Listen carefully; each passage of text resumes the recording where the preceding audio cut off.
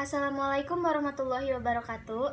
Perkenalkan, nama saya Nopisa Gita, mahasiswi Universitas Pamulang, Fakultas Sastra, Prodi Sastra Indonesia, kelas V510. Di sini, saya akan memaparkan jawaban dari beberapa soal yang diberikan oleh dosen pengampu untuk melengkapi nilai ujian akhir semester mata kuliah Fonologi Bahasa Indonesia. Yang pertama, apa sih pentingnya fonologi dalam ilmu bahasa? Menurut saya, pentingnya fonologi dalam ilmu bahasa yaitu untuk mempelajari tentang bunyi-bunyi bahasa yang diproduksi oleh alat ucap manusia.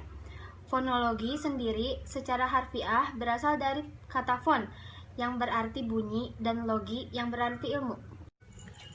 Yang kedua adalah apa sih manfaatnya belajar fonologi baik secara teoritis ataupun secara praktis? Menurut saya, mempelajari fonologi secara teoritis adalah untuk menemukan kaidah-kaidah bunyi secara umum. Sedangkan tujuan secara praktis adalah menemukan kaidah-kaidah umum bunyi bahasa untuk keperluan memecahkan masalah secara praktis. Misalnya, latihan lafal untuk penderita tunawicara. Yang ketiga, apa sih istilah-istilah yang sulit diingat dalam fonologi? Ada banyak istilah dalam mempelajari ilmu fonologi. Salah satunya yaitu bilabial. Bilabial adalah bunyi yang diucapkan dari bibir bawah dan bibir atas. Yang kedua, bunyi segmental. Segmental adalah arus bunyi yang bisa diruas-ruaskan. Yang ketiga, bunyi suprasegmental. Suprasegmental adalah arus bunyi yang tidak diruas-ruaskan.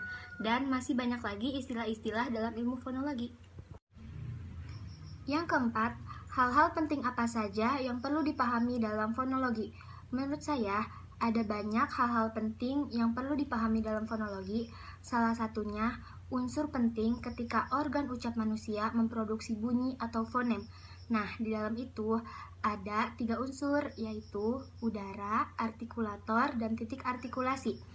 Udara sebagai penghantar bunyi, artikulator bagian alat ucap yang bergerak, dan titik artikulasi disebut juga artikulator pasif, bagian alat ucap yang menjadi titik sentuh artikulator.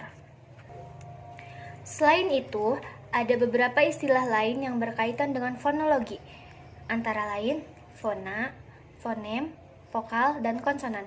Fona adalah bunyi ujaran yang bersifat netral atau masih belum terbukti membedakan arti, sedangkan fonem adalah satuan bunyi ujaran terkecil yang membedakan arti. Selanjutnya ada vokal. Vokal adalah fonem yang dihasilkan dengan menggerakkan udara keluar tanpa rintangan.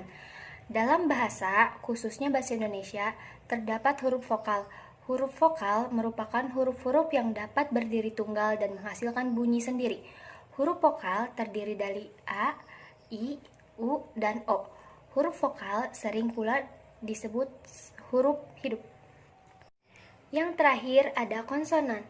Konsonan adalah fonem yang dihasilkan dengan menggerakkan udara keluar dengan rintangan. Dalam hal ini, yang dimaksud dengan rintangan adalah terhambatnya udara keluar oleh adanya gerakan atau perubahan posisi artikulator. Terdapat pula istilah huruf konsonan, yaitu huruf-huruf yang tidak dapat berdiri tunggal dan membutuhkan keberadaan huruf vokal untuk menghasilkan bunyi.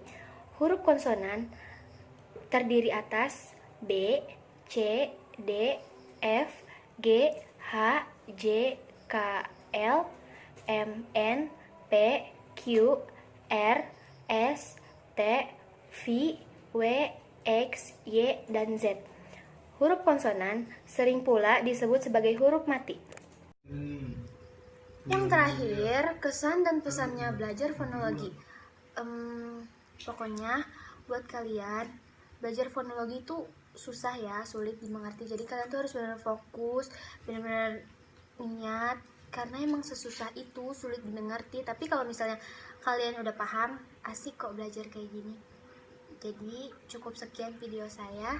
Kalau misalnya ada salah-salah kata atau apapun, mohon dimaklumi karena saya juga masih belajar. Semoga ilmu saya bermanfaat untuk kalian.